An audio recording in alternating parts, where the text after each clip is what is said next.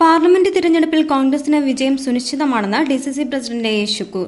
കേന്ദ്രത്തിൽ യുപിഎ ഭരണം നിലനിർത്തുമെന്നും കേരളത്തിൽ മുഴുവൻ സീറ്റുകളും യുഡിഎഫിന് അനുകൂലമാണെന്നും ഡിസിസി പ്രസിഡന്റ് എ ശുക്കൂർ.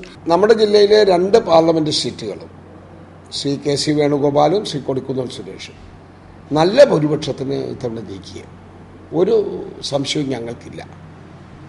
കാരണം 2 പാർലമെന്റ് അംഗങ്ങളും അവർ കേന്ദ്രമന്ത്രിമാർ കൂടിയാണ്.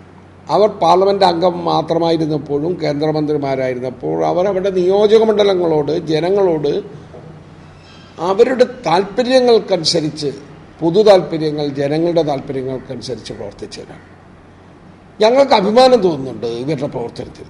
ഓരോ കോൺഗ്രസ് പ്രവർത്തനം അതാണ് വ്യത്യസ്തമായി കഴിഞ്ഞ കാലങ്ങളിൽ നിന്ന് വ്യത്യസ്തമായി ഒരു സ്ഥാനാർത്ഥി വിരുദ്ധ ചേരിതിരിവോ അഭിപ്രായ വ്യത്യാസമോ കോൺഗ്രസിനകത്തില്ല. ആലപ്പുഴ മാവേലിക്കര പാർലമെന്റ് മണ്ഡലങ്ങളിൽ സിറ്റിംഗ് എംപിമാരായ കെ.സി. വേണുഗോപാലും കൊടിക്കുന്നിൽ സുരേഷുമാണ് കോൺഗ്രസിന്റെ സ്ഥാനാർത്ഥികൾ. ഇരുവരുടെയും വികസന പദ്ധതികളും ജനക്ഷേമ പ്രവർത്തനങ്ങളും തിരഞ്ഞെടുപ്പിൽ വിജയസാധ്യത വർദ്ധിപ്പിക്കുമെന്നും ഡിസിസി പ്രസിഡന്റ് പറഞ്ഞു. പ്രാദേശിക വികസന ഫണ്ട് ഉപയോഗം, മെഗാ ടൂറിസം സർക്യൂട്ട്, കനാൽ നവീകരണം, റോഡുകളുടെ പുനരുദ്ധാരണം എന്നിവയടക്കമുള്ള വികസന പ്രവർത്തനങ്ങൾ അക്കമിട്ട് നിരത്തി ആലപ്പുഴ പാർലമെന്റ് മണ്ഡലത്തിലെ യുഡിഎഫ് സ്ഥാനാർത്ഥി കെ.സി. വേണുഗോപാലിന്റെ വിജയം സുനിശ്ചിതമാണെന്ന് ഡിസിസി പ്രസിഡന്റ് പറഞ്ഞു. 100 ദിവസത്തിന് മുമ്പ് ചെയ്തു.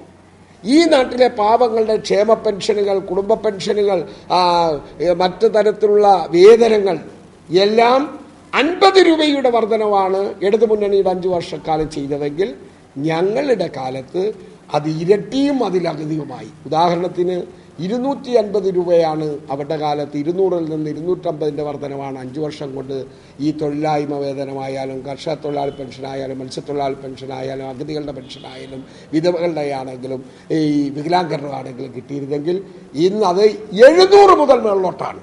അതായത് ഇരട്ടിയിൽ കൂടുതൽ 2.5 വർഷക്കാലം കൊണ്ട് കൊടുത്തു. അതിന് ചില നിയന്ത്രണങ്ങളുണ്ടായിരുന്നു. 65 വയസ്സായിരുന്നു അഗതികളുടെ പെൻഷന്റെ പ്രായമെങ്കിൽ ഇന്ന് 60 വയസ്സായി കുറച്ചു. APL BPL വ്യത്യാസമില്ലാതെ കൊടുക്കുന്നു. അന്ന് APL കാർഡുകളുള്ളവർക്ക് കിട്ടത്തില്ല, ആൺമക്കളുള്ളവർക്കും അഗതി പെൻഷൻ കിട്ടത്തില്ല. ഇന്ന് ആൺമക്കൾ ഉണ്ടെങ്കിലും കിട്ടും. APL BPL കാർഡ് വ്യത്യാസമില്ലാതെ 3 ലക്ഷം രൂപ പ്രതിവർഷം വരുമാനമുള്ള ഏതൊരാൾക്കും ഈ പെൻഷൻ കിട്ടും. വ്യാപകമായ പെൻഷൻ. ആലപ്പുഴ ജില്ല സമ്പൂർണ്ണ പെൻഷൻ ജില്ലയായി തീർന്നിരിക്കുന്നു. പെൻഷൻ കിട്ടാത്ത ഒരു കുടുംബവും ഇല്ലാത്ത അവസ്ഥയിലേക്ക് വരുന്നു. അപ്പോൾ ഈ മാറ്റം ജനങ്ങൾ കാണുന്നില്ലേ? ജനങ്ങൾക്ക് ഈ മാറ്റത്തിന്റെ ആനുകൂല്യങ്ങൾ ലഭിക്കുന്നില്ലേ?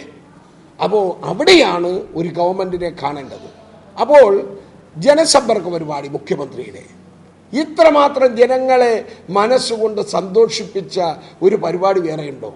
സരിതാ വിഷയത്തിന്റെ പേരിൽ ആ സോളാർ സരിതയുടെ പേരിൽ മുഖ്യമന്ത്രി ജനസമ്പർക്ക പരിപാടി തല്ലിത്തകർത്തവരും ബഹിഷ്കരിച്ചവരുമാണ് ഇവർ. മുഖ്യമന്ത്രിയുടെ നെറ്റിക്കും നെഞ്ചിനും കല്ലേറുകൊണ്ട് പരിക്കേറ്റ സാഹചര്യമാണ്. മുഖ്യമന്ത്രിയെ രക്തസാക്ഷിയാക്കാൻ നോക്കിയതാണ്. കുട്ടനാട് പാക്കേജിന്റെ ആദ്യഘട്ട പ്രവർത്തനങ്ങൾ LDFന്റെ കാലത്താണെന്നും അതിന്റെ പാകപ്പിഴകൾ പരിഹരിച്ച് കുട്ടനാട് പാക്കേജിനെ പ്രവർത്തനയോഗ്യമാക്കാൻ കൊടിക്കുന്നിൽ സുരേഷിന് കഴിഞ്ഞുവെന്നും ഡിസിസി പ്രസിഡന്റ് അഭിപ്രായപ്പെട്ടു. മാവേലിക്കരയുടെ സമഗ്ര വികസനത്തിനായി യത്നിച്ച കൊടിക്കുന്നിൽ സുരേഷിനെ ഇത്തവണയും ജനം പിന്തുണയ്ക്കുമെന്നും ശുക്കൂർ പറഞ്ഞു. കേന്ദ്രമന്ത്രിമാരായിരുന്ന ഇരുവരുടെയും കഴിഞ്ഞകാല പ്രവർത്തനങ്ങൾ ഈ തിരഞ്ഞെടുപ്പിൽ പ്രതിഫലിക്കുമെന്നും അദ്ദേഹം കൂട്ടിച്ചേർത്തു. കെ.സി. വേണുഗോപാലിനും കൊടിക്കുന്നിൽ സുരേഷിനുമെതിരെയുള്ള ആരോപണങ്ങൾ എതിരാളികളുടെ രാഷ്ട്രീയ തന്ത്രങ്ങളാണെന്നും ജനം ഇത്തരത്തിലുള്ള ആരോപണങ്ങൾ തള്ളിക്കളയുമെന്നും ഡിസിസി പ്രസിഡന്റ് എ ശുക്കൂർ പറഞ്ഞു. കേന്ദ്രത്തിൽ BJPയും കോൺഗ്രസും തമ്മിലാണ് മത്സരമെന്നും കേരളത്തിൽ ഒരു അഡ്ജസ്റ്റ്മെന്റ് മത്സരമാണ് ഇടതുമുന്നണി നടത്തുന്നതെന്നും ഡിസിസി പ്രസിഡന്റ് എ ശുക്കൂർ അഭിപ്രായപ്പെട്ടു.